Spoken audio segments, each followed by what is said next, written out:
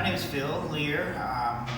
Been painting here with the Squash Blossom for I think about 2.5 years, and featured artist this month. So we're going to talk about some of the paintings.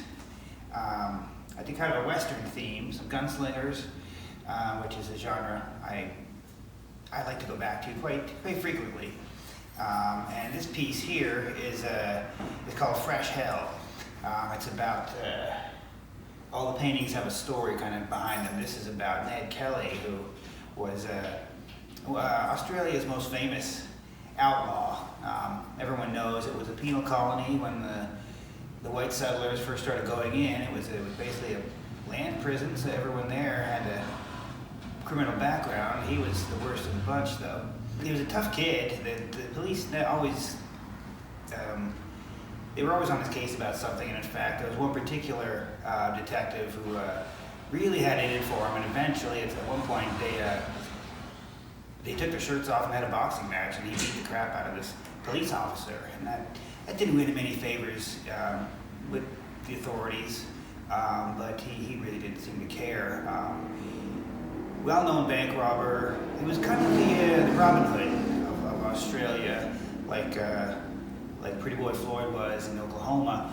The locals protected him. They didn't have any real love for the law themselves, and they were kind of behind what he was doing. They felt that he had been, pushed around and was kind of, a voice of the oppressed. So at some point, there was a big standoff with him and his gang, and he decided they needed some armor. So the reason he's wearing a tin can on his head here is because they went out and they started stealing plow parts and hammering them into coats of armor, like knights.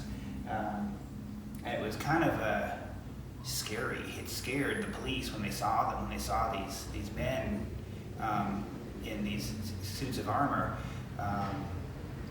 but it really didn't help the Kelly gang last too much longer, because they were cornered in a hotel and they were all shot down. Ned Kelly was captured and they took his armor off. He was hanged 8 days later. You can go visit. The armor itself is on display in a museum, I think in Melbourne, where he met his end. But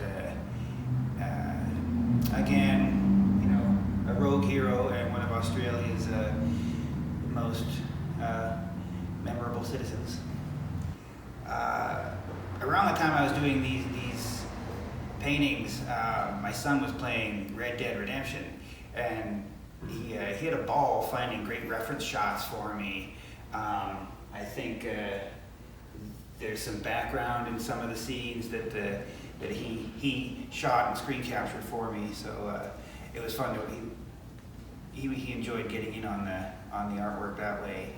There's a lot of great references in video games. I tend to swipe things here and there from them because I don't have a horse and carriage or a pirate ship or any of these kinds of things. But in video games these days, they're so animated so well. But yeah, there's a lot of illustrators too that paint this way.